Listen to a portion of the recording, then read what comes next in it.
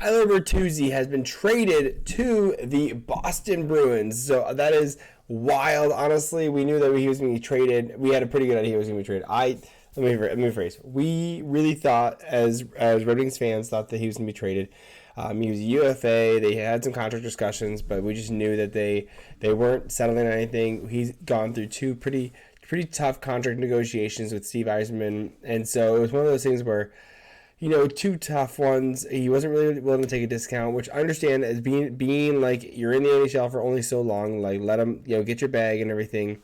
But it's still a bummer because Bertuzzi was a pretty big fan favorite. He was willing to get in the scrums, no problem.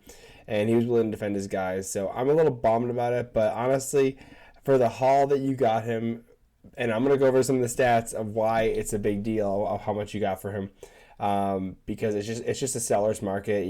People are getting huge payoffs for players. And so you'll see why. We'll see why. So here you can see here, Boston gets Tyler Bertuzzi at 50% retained, and the Red Wings get a first-round pick in 2024 and a fourth-round pick in 2025, so which is a great value. Picking up that first-round draft pick. Ideally, you want 2023, but 2024 first-round draft pick is great as well.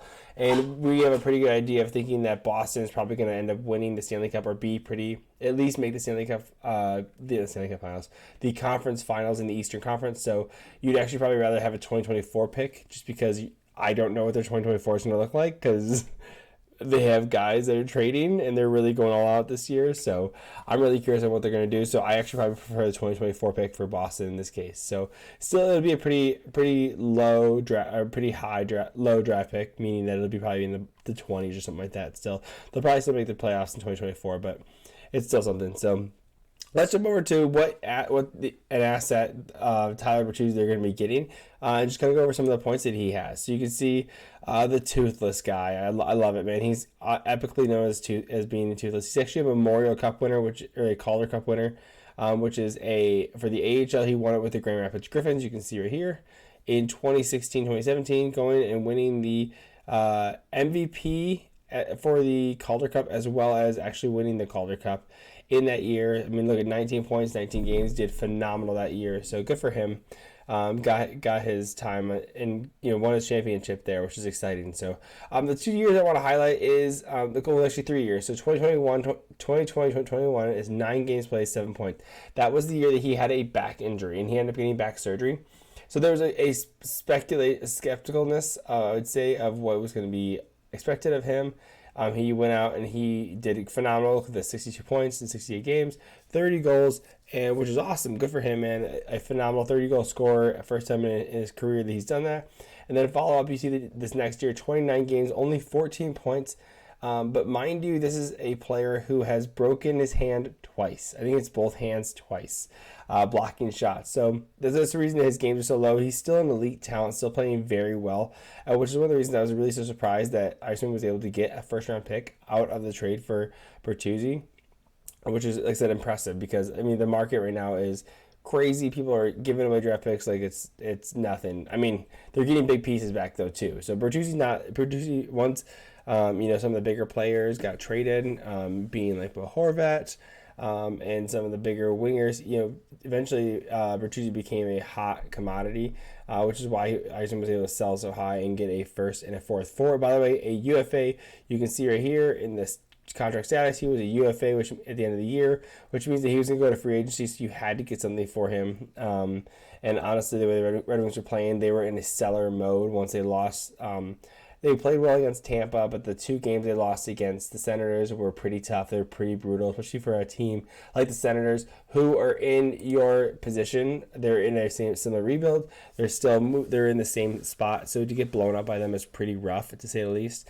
And then actually, it is now currently March 2nd on this video, so they just actually lost to the Seattle Kraken in overtime, so getting the point, but they lost 5-4. So they played competitively, but goaltending in defense just didn't hold up for them in this case. So again, but I'm happy, by the way, with this. I think it's great. I think I'm happy for Bertuzzi. I think he embodies what being a Bruin is. So like I said, I'm happy for him to have an opportunity to go to the playoffs for the first time in his NHL career. And actually, I do want to jump over real quick one last thing. I was doing some research on this real quick.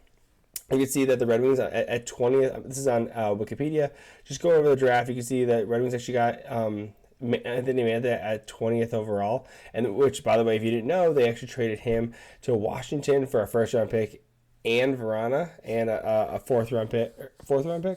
Anyways, the important part is the first-round pick and the and Verana.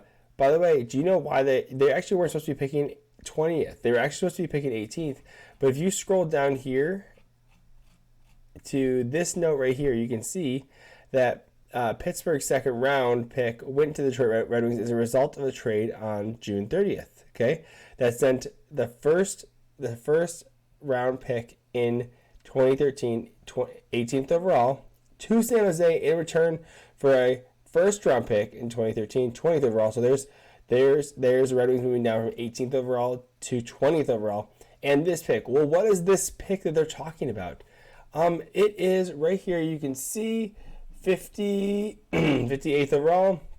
That is the pick that picked up Bertuzzi. So moving down on the trade, you got Anthony Mantha, who you end up trading, getting Verana and a first round pick. You picked up a great player like Bertuzzi, who end up you trading out, and you get another first round pick with that. So with one pick, you got 2 first round picks in the future. And 2 great players who are NHLers. I mean, they're going to be in the NHL for a while, and they have been, right? So I'm excited. I think this is a great trade. I think Yzerman made a sweet deal. I'm actually excited for the direction of the Red Wings as well. I actually said that I thought Yzerman pulled the trigger too quickly last year. I thought that he shouldn't have made the free agent signings. I think they should have been bad again this year to help get a better draft pick. But of course they're not. They did improve. Red Wings did improve, but they did not meet expectations for most people, I'd say. So I'm excited, though. I think this is going to be a great rebuild. I think that continued rebuild, I mean, and going out and getting some draft some great players so that you can build around the core of Seider and Raymond, with your veteran leader being Larkin. I'm really excited for this. I'm excited to be a Red Wings fan. I'm excited to see what happens. Got my hat, my Detroit Tigers Red Wings hat. You can see the Red Wings symbol right here, and so I'm pumped for the future. I think the future's really bright, and I'm glad they're going in this direction. Bummed about Hronek, bummed about Bertuzzi, but again, that's the name of the game. That's the business, and that's how you become a perennial Stanley Cup contender. So, anyways, let me know what your thoughts are. Hit like, subscribe, and love you. Bye.